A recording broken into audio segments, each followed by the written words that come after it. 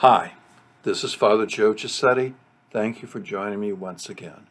Last week we looked at a piece of art by Caravaggio, and it went with the gospel.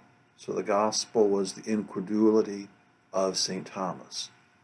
This Sunday we're going to be listening for what my money is probably one of the most beautiful stories of the entire Bible, the road to Emmaus.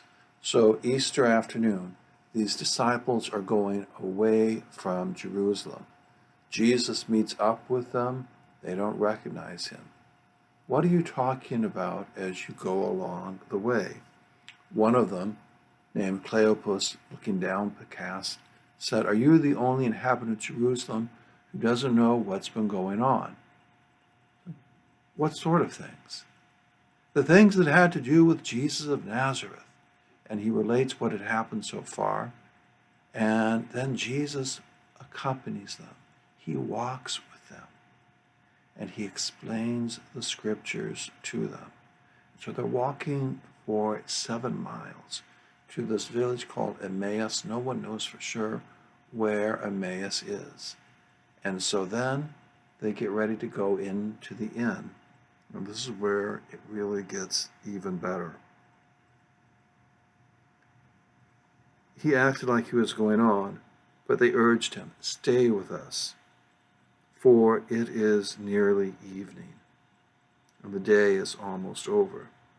So he goes in, he stays with them, he sits down at table with them. He took the bread, said the blessing, broke it, and gave it to them. And with that, their eyes were open, and they recognized him. They recognized him in the breaking of the bread. And then they go back another 7 miles back to Jerusalem to share this good news with the apostles who are sharing the good news with them as well. Now let's take a look at this painting, all right? As is the case with Caravaggio, there is a bit of a dark palette. There is this chiaroscuro, light and darkness. You see the light coming in from the left. You see the shadows from the food, the shadows of the waiter who is standing there. So the waiter is standing there, and he's looking, and he doesn't realize what's going on. But this painting depicts the split second that is really the highlight of the whole story, the moment when they recognize him. Now, the waiter and these 2 disciples are dressed in contemporary clothing for the time of Caravaggio, the early 1600s.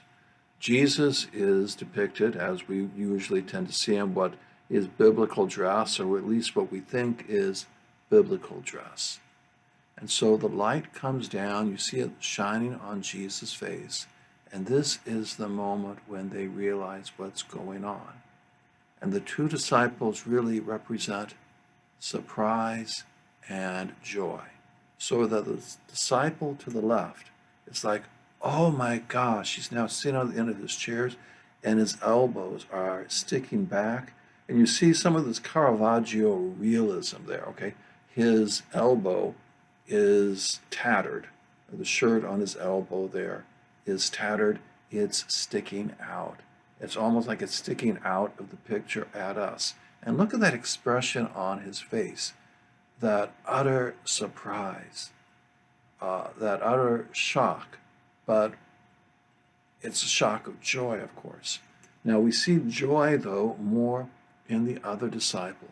It's Jesus, and he's reaching out, and he's just about to touch Jesus. We know that Jesus is going to disappear. He is going to disappear in just a split second here. Question: why did Jesus disappear at that point? We don't know for sure.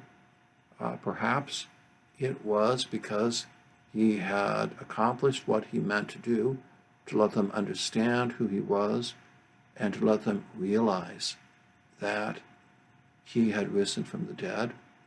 Or perhaps also, perhaps Jesus didn't disappear. Certainly, he wasn't visible in that bodily form, but certainly for us, Jesus remains present in the Eucharist. Jesus remains present in the breaking of the bread. Jesus gave us the Eucharist so that he could continue to be with us in our journey through life.